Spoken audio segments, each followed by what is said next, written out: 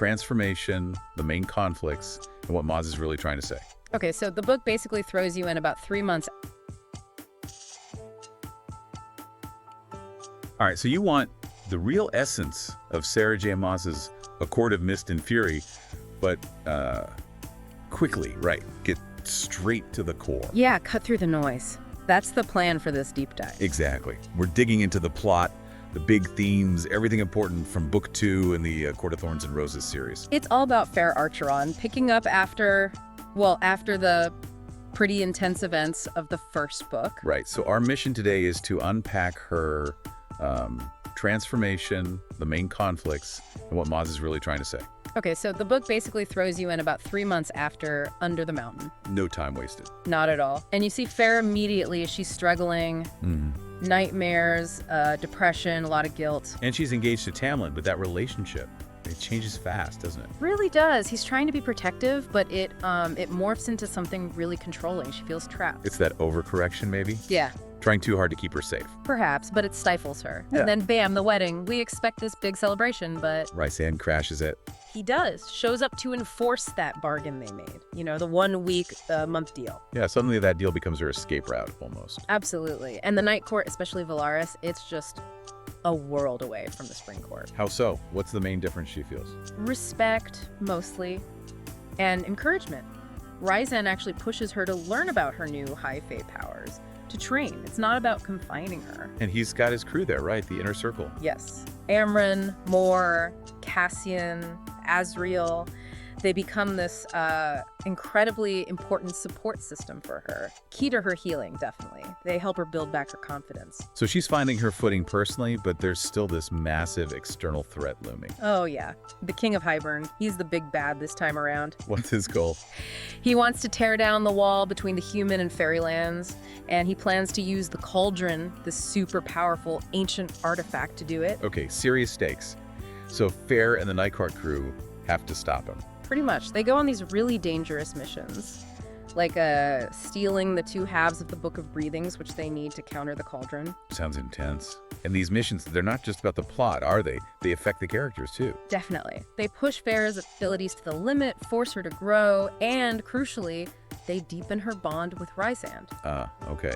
So that relationship is developing alongside the action. Exactly. And it really highlights the contrast with Tamlin. She starts to see his love as controlling, possessive. Whereas Rysand offers, what? Partnership. Equality, trust, support. It's built on mutual respect, not ownership. It's a complete shift in perspective for her. And then comes the big reveal about them being mates. Right, which in their world is this incredibly profound, sacred connection. It adds another layer entirely.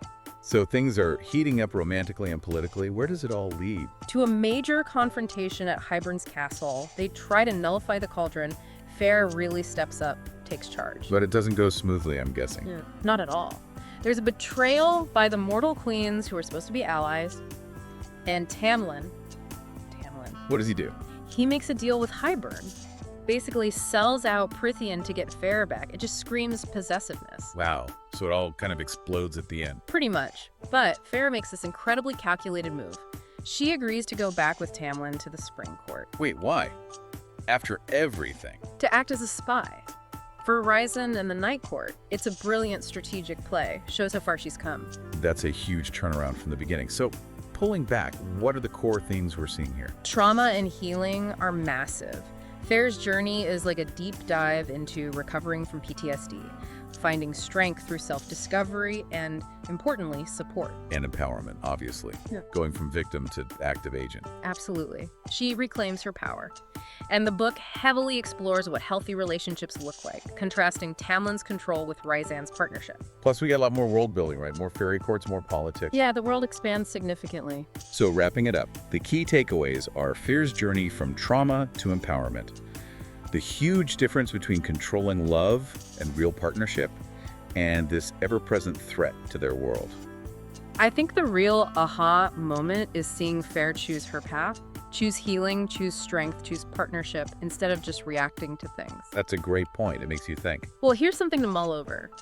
How does this book challenge maybe more traditional ideas about strength, especially female strength and even romance compared to other stories? And what does that central relationship, Fair and Rysand's, really suggest about what makes a partnership truly equal and supportive? Exactly, something to consider. Grab A Court of Mist and Fury by Sarah J. Maas, now on sale for $12.95. Don't miss this chance to build good habit and achieve remarkable results. Buy now, today.